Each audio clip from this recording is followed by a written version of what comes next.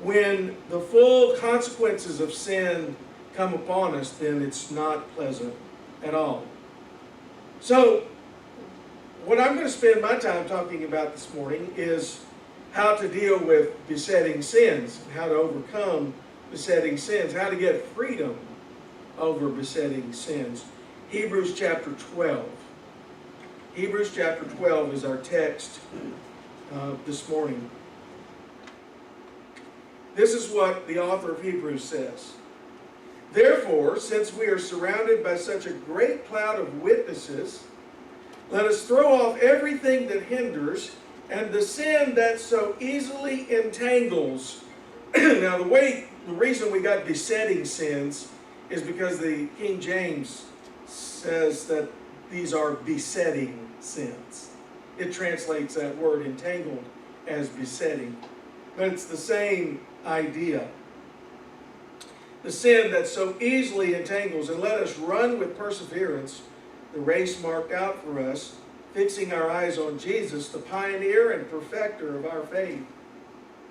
For the joy set before him, he endured the cross, scorning the shame, and sat down at the right hand of the throne of God.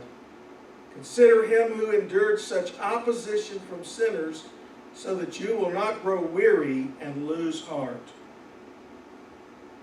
The first thing that will encourage us to overcome besetting sins is motivation. We get motivated from watching other people who have overcome besetting sins, who have mastered them, and it reminds us that it's possible to do that because we see that others have done it. Now, this great cloud of witnesses that the author of Hebrews talks about, of course, refer primarily to that chapter 11, the Hall of Faith, the heroes of the faith. And you see people in that chapter who, though they had flaws and they had faults, they lived in the same fallen world that we live in. They had the same human nature that we have. They had the same temptations that we have, maybe different vehicles in it today, but the same temptations. And yet they were able to exercise faith and overcome through the power of the gospel. We see that in their lives. For instance, think of Abraham. How do you go from a man who lies about his wife because he's afraid that if they find out that she's his wife, they'll kill him to get her, who is promised a son by God and then decides that God's not doing it quick enough, so he and Sarah, they hatch a plan to fix it themselves. How do you go from a man like that to a man who has the faith to offer up his own son to follow God? Interesting, huh?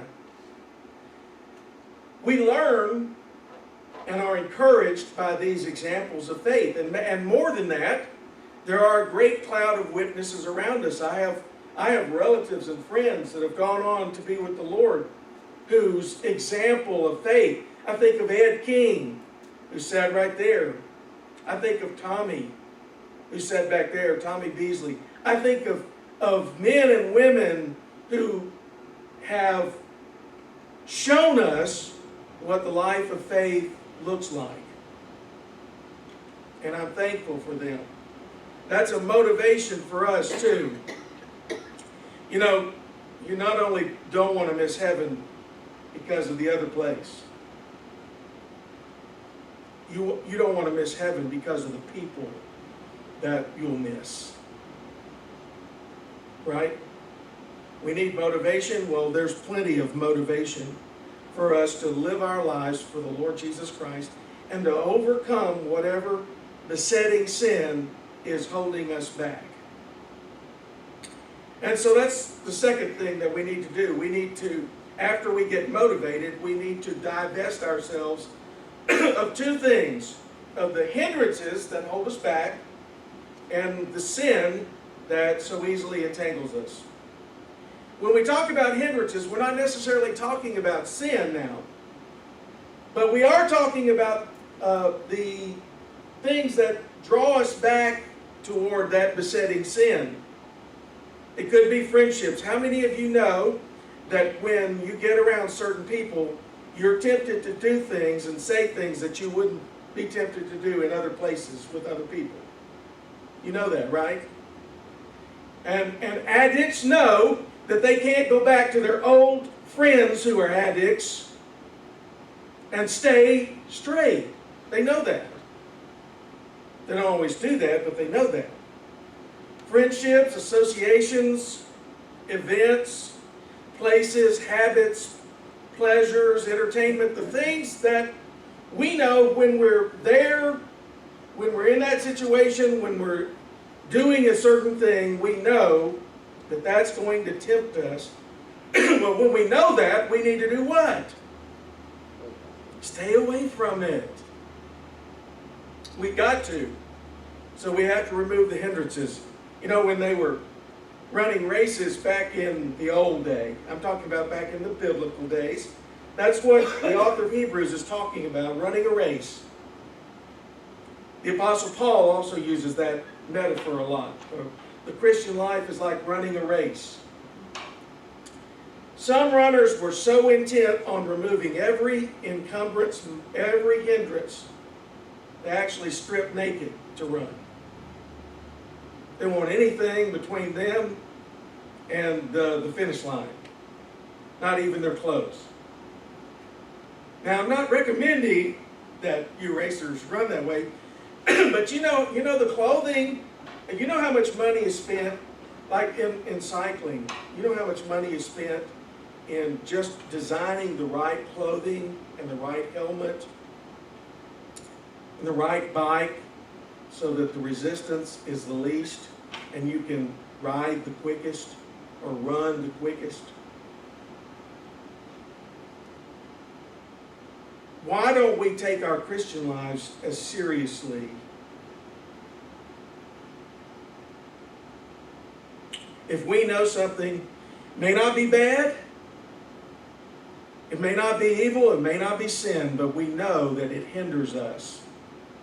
It holds us back from fully serving the Lord, from fully doing what He's called us to do. Why don't we get rid of it? Get rid of it. The second is the sin that so easily entangles.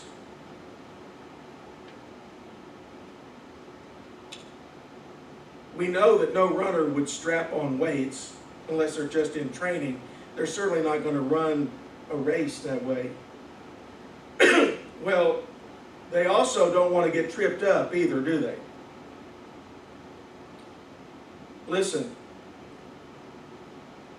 do you know, for instance, that your besetting sin is linked to a need that you feel in your life, a need that is unmet? And instead of trusting Christ to meet your need, you're looking elsewhere. You can trust Christ to meet your need. Look at Abraham. He wanted a son. He didn't want to leave his inheritance to his servant. He wanted a son. God promised him a son. But he was so desperate for a son that he decided to do it his way and not wait for God to provide him a son. That was a disastrous, that was a disastrous decision. It brought a lot of pain and heartache into his life. Yes, ma'am. Oh. I wondered why you would be asking a question, young lady. Do you know that seeking to meet your need yourself is sin? Do you know that? Do you know that you have to sincerely desire to be delivered of this sin? And here's I think, one of the biggest problems. I'm honestly not sure some people really want to give up that sin. They enjoy it too much. It's their go-to sin, as I mentioned before. But if you don't want to be delivered, guess what? You can forget about deliverance. It's not coming. It's not happening. Do you know that you are powerless to overcome sin in your own strength? And do you know that God will meet your need in His time if you'll trust Him? The third thing we need to do is to run. Yes, you're going to have to get up and go. You're going to have to live your life for the Lord. You have to run the course that is set before you. And by the way, this is the thing. God doesn't give us all the same course to run. Your course in life may differ from mine. There may be curves in your course that aren't in mine. I don't get to choose my course in life, do you? All I know is we're not going to have the same course in life. We're going to each have to run our own individual race. And we have to run it with perseverance. Have you ever been around athletes? Professional athletes? Have you ever noticed or maybe seen documentaries on professional athletes? Do you understand the kind of commitment that it takes to be an athlete at that top level? The kind of energy, the kind of motivation, the kind of commitment that it takes. Getting up before everybody else, working out before everybody else even gets up.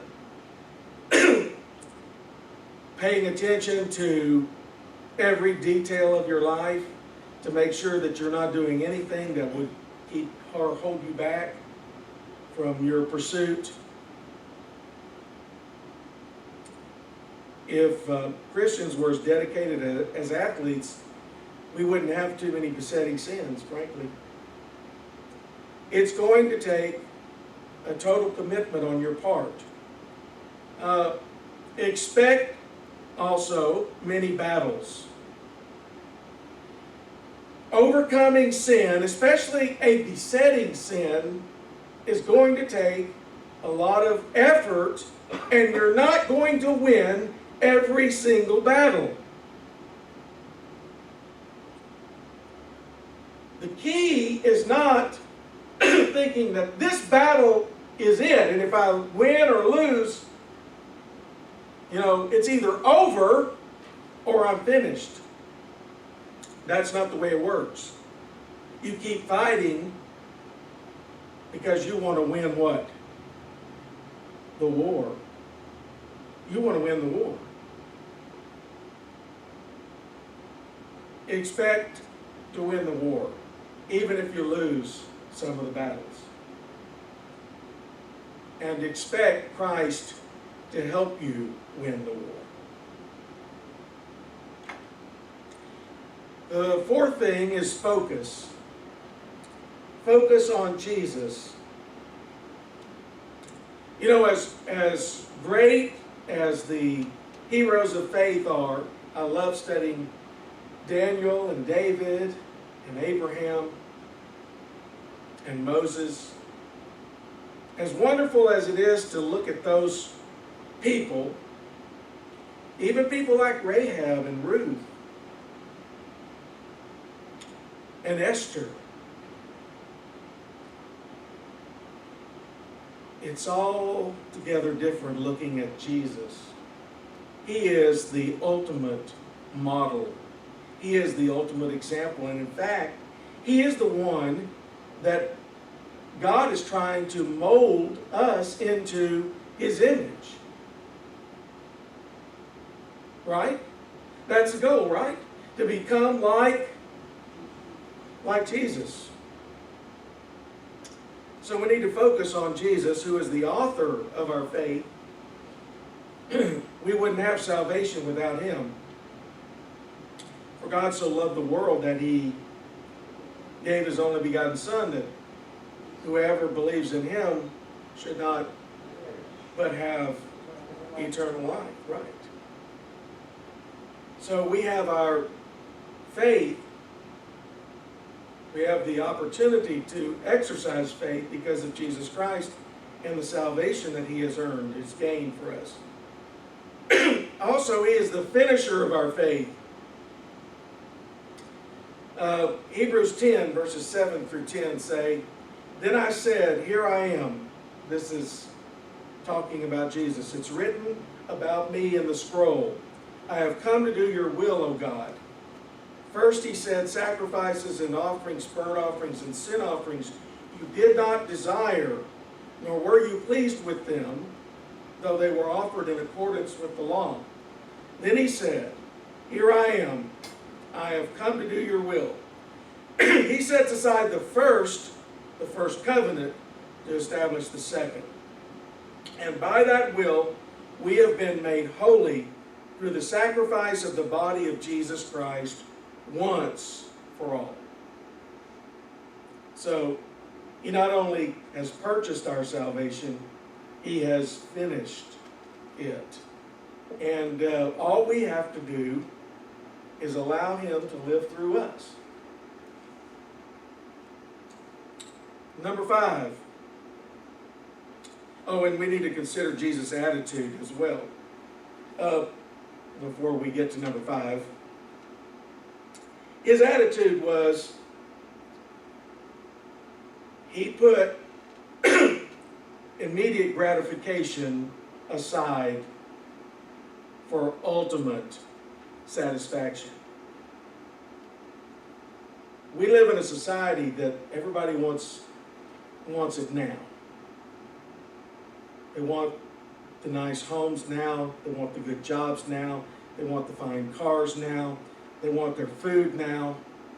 They want everything now. The sooner the better. And if you don't get it to them fast enough, you're going to be in trouble. You're going to hear about it. But the things that are really worth something in life, that are really valuable in life, are not things that you can get immediately, for the most part. Takes time, doesn't it, Lindsay and Matt, to build up enough savings to put down a down payment on a home. Takes time, takes effort. It's not easy. Jesus set aside the immediate joy, the joy of heaven, the joy of the worship of the angels, the joy of perfection. He put that aside, and he came to earth to be what? Bruised and beaten and hung on a cross. Why? For us, because he knew that by doing that, he could secure our salvation. Who for the joy set before him, he despised or scorned the shame. He endured the cross, and he sat down at the right hand of the throne of God. When you're faced with that besetting sin, the temptation to give in, you've got to think long term. You've got to think, yes, this might bring some immediate gratification, but is it taking me where I want to go? Number 5, real quickly, I've got to hurry here. Consider consider Jesus' sacrifice and be encouraged. Hebrews 2:18 says, because he himself suffered when he was tempted, he is able to help those who are being tempted.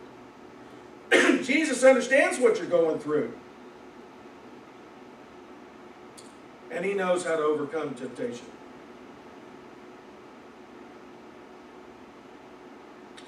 When you're facing a situation, remember also, verse 4, in your struggle against sin, you have not yet resisted to the point of shedding your blood. So you think you sacrificed and you've given up a lot? The author of Hebrews says you haven't gone the whole way. You haven't given up your life yet. There's still more that you can do. There's still more commitment you can make.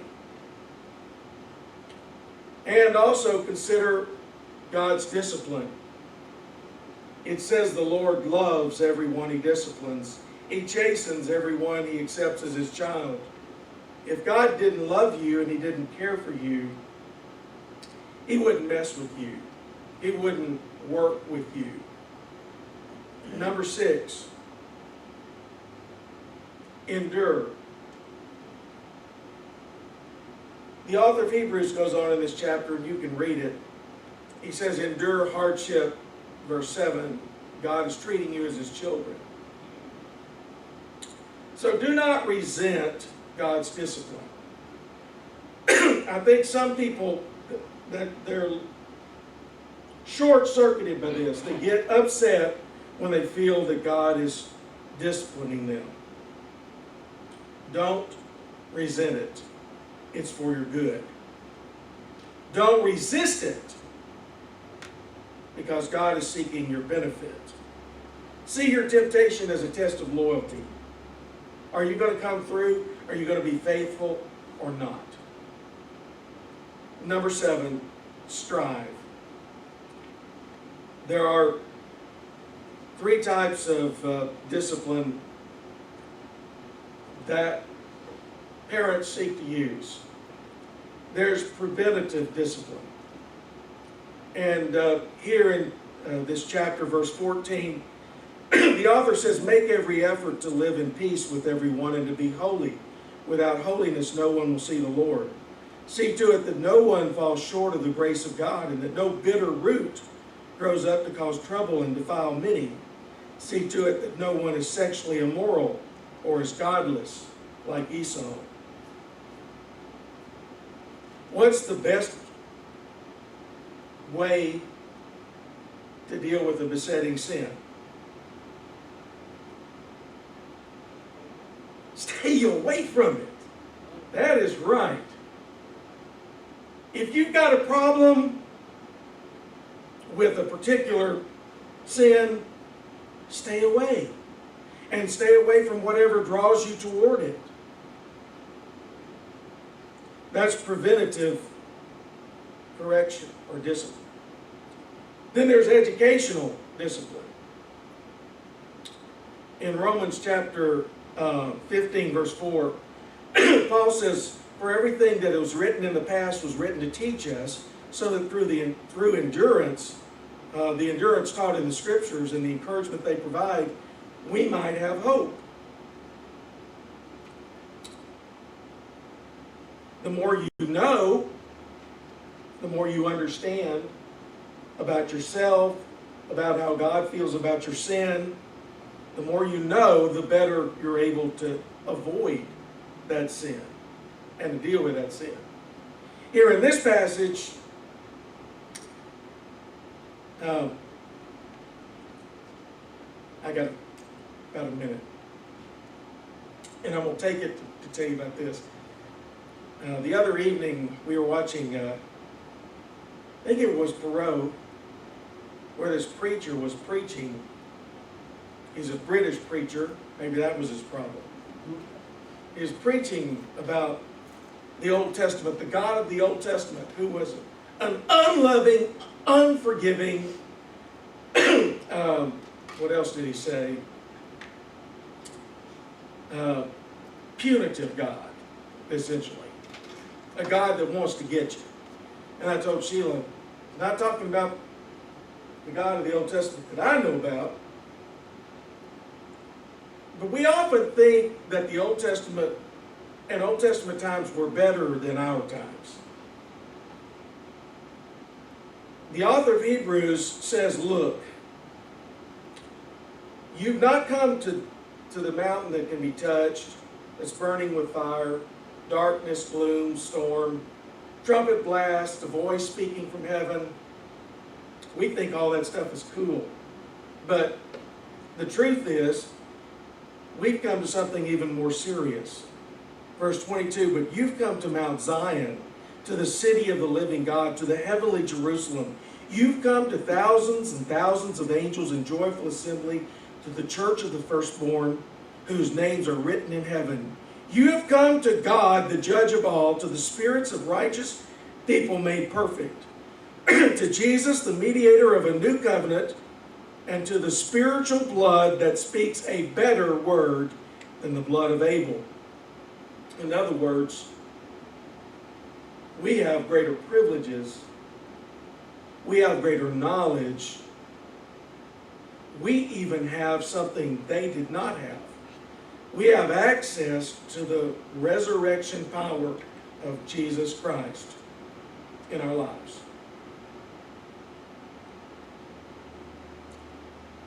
We need to strive because of this better covenant.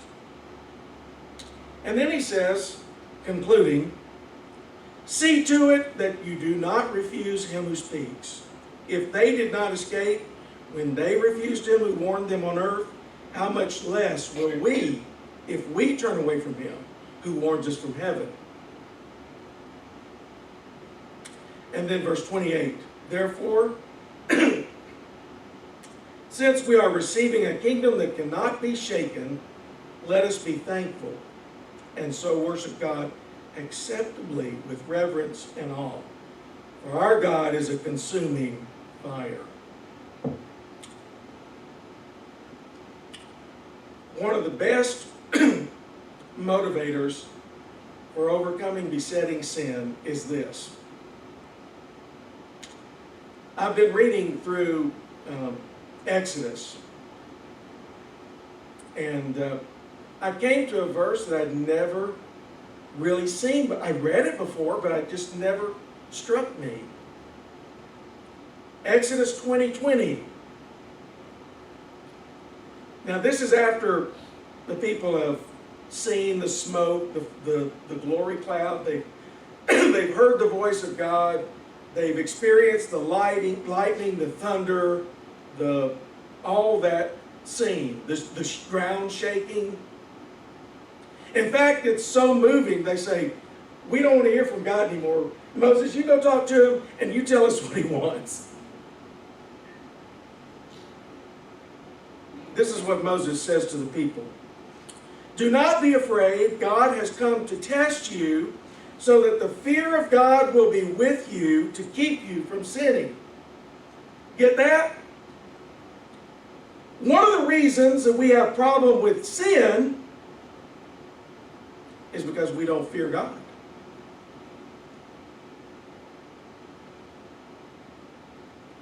Because if we fear God, if we respected him, if we understood his awesome power, our God is a consuming fire, then we would not be as quick to give in and give up and say, you know, it'll be okay. I'll just confess it when I'm done.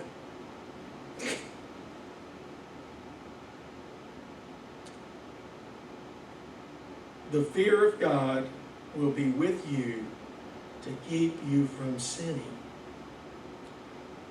One of the things you need to remember most of all is that God is expecting you to overcome. Why?